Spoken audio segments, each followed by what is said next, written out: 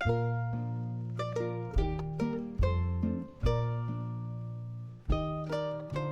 আমি শ্রাবণ মাসটা পুরোটা পালন করি বলতে পুরো মাসটা আমি নিরামিষ খাই না, বাট শ্রাবণ মাসের সোমবারগুলো আমি ভাতও খাই না। তো যেহেতু সোমবার অফিসও আছে, তো অফিস যাবো, আর তার আগে পুজোটা সেরে নেবো, বাবার মাথায় জলটা ঢেলে নেবো। পুরোটা দেখতে পাচ্ছ, এটা অ্যাকচুয়ালি এটাকে বলে পিতাম্বরী। আমি এটা দিয়েই বাসন মাজি, ঠাকুরের বাসনগুলো এটাকে মাজি। পেতলের জিনিস, রূপোর জিনিস দারুণভাবে পরিষ্কার হয়, আমি দেখাচ্ছি, কত দিয়ে বুঝতে পারবে।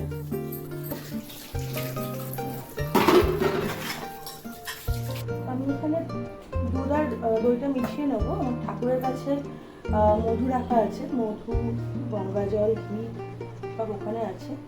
তো শ্রাবণ মাসের 5টা সোমবার পঞ্চামৃত দিয়ে স্নান করানো খুব ভালো হয়ে গেল, তো আমি সেটাই করি।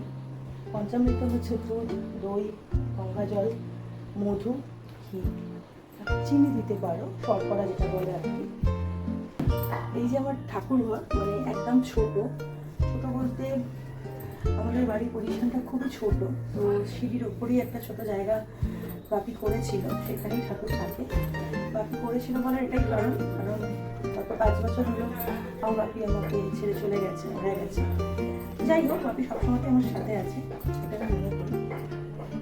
এই যে আমার ভোলে বাবা, স্নান করাবো, তবে পরিষ্কার করে নিই।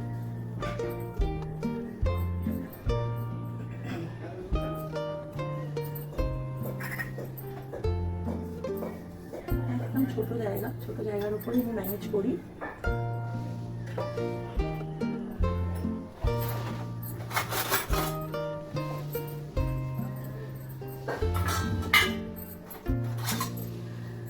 এই যে আমার গোপাল, আমার গণেশ, সামনে জন্মাষ্টমী আসছে, দেখো কি সুন্দর চকচক করছে।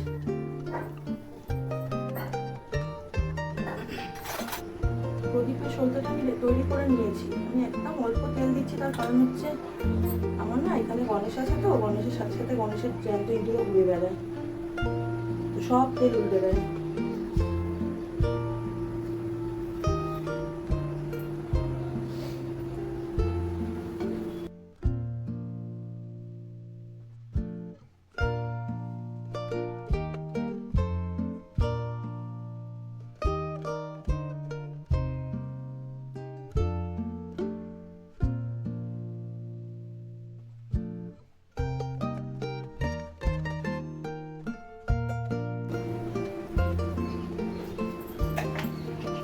হচ্ছে সিদ্ধি, আমাদের সিদ্ধি ছাড়া চান করানো যায় না।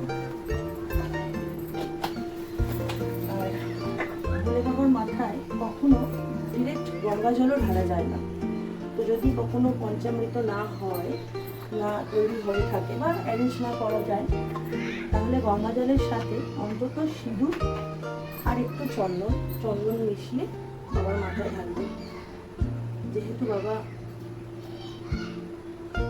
গঙ্গা জটায় ধারণ করে, তো বাবার মাথায় সরাসরি গঙ্গা জল ঢালা যায় না।